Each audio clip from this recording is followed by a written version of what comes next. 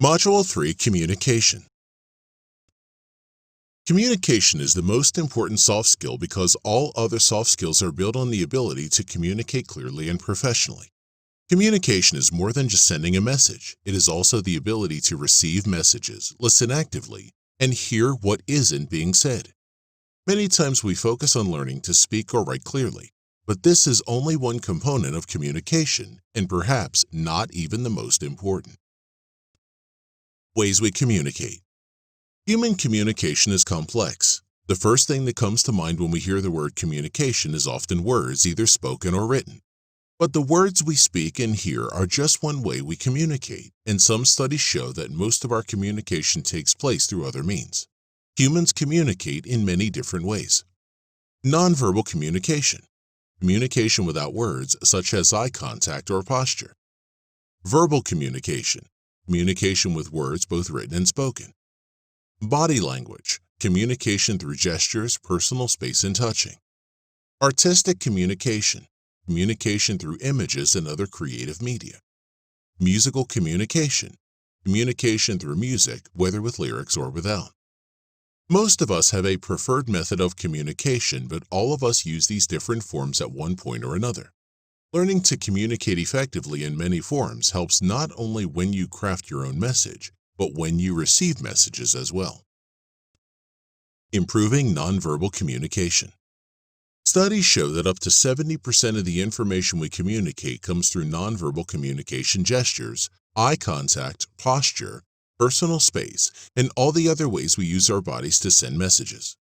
Other studies show that if a person's nonverbal communication and verbal communication don't match in terms of message, the listener is more likely to doubt what he or she is saying. Improving your nonverbal communication can help improve your overall ability to both send and receive messages. Improving your nonverbal communication starts with awareness.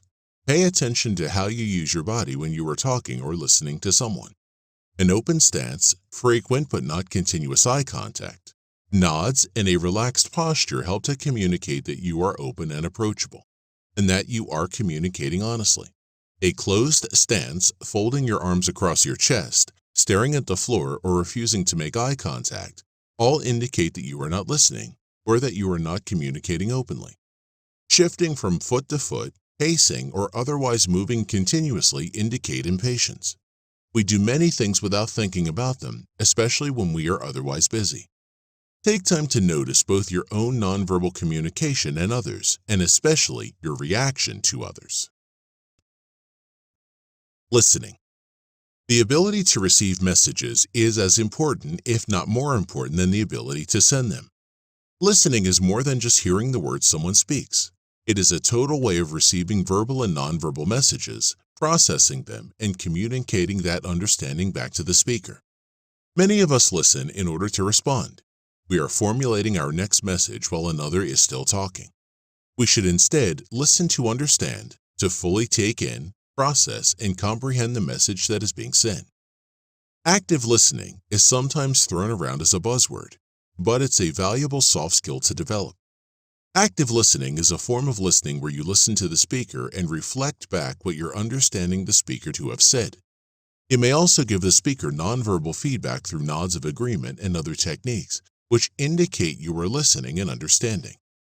Active listening involves staying focused on the present, both by giving the speaker your full attention and by keeping the discussion to the issue at hand. Reflect back to the speaker what you understand him or her to have said by carefully rephrasing the message, such as, "So I hear you saying that." Check for understanding and use I statements rather than you statements.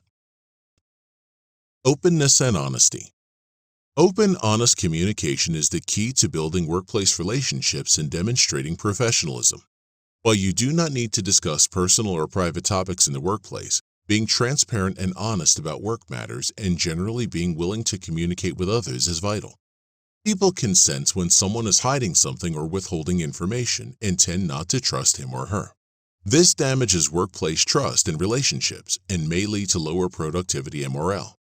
Each of us has a different level of comfort with what we choose to disclose about ourselves, but being willing to share parts of yourself with your colleagues also helps to build rapport.